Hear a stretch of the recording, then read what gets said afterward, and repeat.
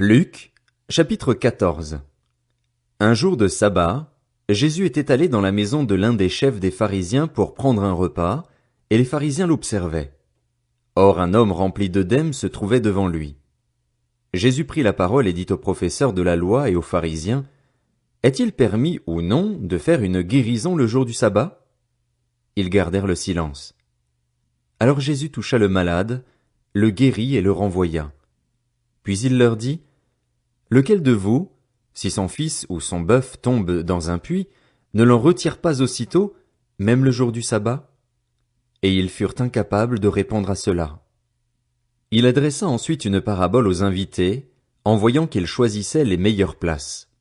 Il leur dit, « Lorsque tu es invité par quelqu'un à des noces, ne te mets pas à la meilleure place, de peur qu'il n'y ait parmi les invités une personne plus importante que toi et que celui qui vous a invité l'un et l'autre ne vienne te dire « Laisse-lui la place ». Tu aurais alors la honte d'aller occuper la dernière place. Mais lorsque tu es invité, va te mettre à la dernière place, afin qu'au moment où celui qui t'a invité arrive, il te dise « Mon ami, monte plus haut ». Alors tu seras honoré devant tous ceux qui seront à table avec toi. En effet, toute personne qui s'élève sera abaissée, et celle qui s'abaisse sera élevée. Il dit aussi à celui qui l'avait invité, « Lorsque tu organises un dîner ou un souper, n'invite pas tes amis, ni tes frères, ni tes parents, ni des voisins riches, de peur qu'ils ne t'invitent à leur tour pour te rendre la pareille. Lorsque tu organises un festin, invite au contraire des pauvres, des estropiés, des boiteux, des aveugles, et tu seras heureux, car ils ne peuvent pas te rendre la pareille. En effet, cela te sera rendu à la résurrection des justes. » Après avoir entendu ces paroles, un de ceux qui étaient à table dit à Jésus, « Heureux celui qui prendra son repas dans le royaume de Dieu. » Jésus lui répondit, « Un homme organisa un grand festin et invita beaucoup de gens. À l'heure du festin, il envoya son serviteur dire aux invités, « Venez, car tout est déjà prêt. » Mais tous sans exception se mirent à s'excuser. Le premier lui dit, « J'ai acheté un champ et je suis obligé d'aller le voir. Excuse-moi, je t'en prie. » Un autre dit, « J'ai acheté 5 paires de bœufs et je vais les essayer. Excuse-moi, je t'en prie. » Un autre dit, « Je viens de me marier, c'est pourquoi je ne peux pas venir. » À son retour, le serviteur rapporta ces paroles à son maître.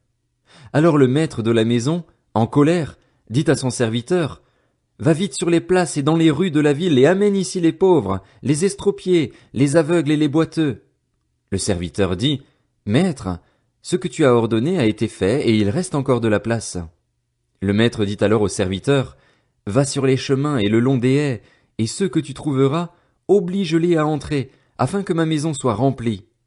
En effet, je vous le dis, aucun de ces hommes qui avaient été invités ne goûtera de mon festin. » De grandes foules faisaient route avec Jésus.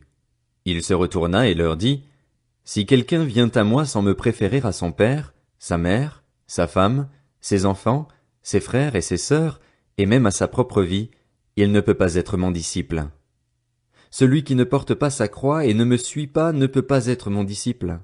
En effet, si l'un de vous veut construire une tour, il s'assied d'abord pour calculer la dépense et voir s'il a de quoi la terminer. Autrement, si après avoir posé les fondations il ne peut pas la terminer, tous ceux qui le verront se mettront à se moquer de lui en disant « Cet homme a commencé à construire, et il n'a pas pu finir. » De même, si un roi part en guerre contre un autre roi, il s'assied d'abord pour examiner s'il peut, avec 10 000 hommes, affronter celui qui vient l'attaquer avec 20 000. Si ce n'est pas le cas, alors que l'autre roi est encore loin, il lui envoie une ambassade pour demander la paix. Ainsi donc aucun de vous, à moins de renoncer à tout ce qu'il possède, ne peut être mon disciple. Le sel est une bonne chose, mais si le sel perd sa saveur, avec quoi la lui rendra-t-on? Il n'est bon ni pour la terre, ni pour le fumier. On le jette dehors. Que celui qui a des oreilles pour entendre, entende.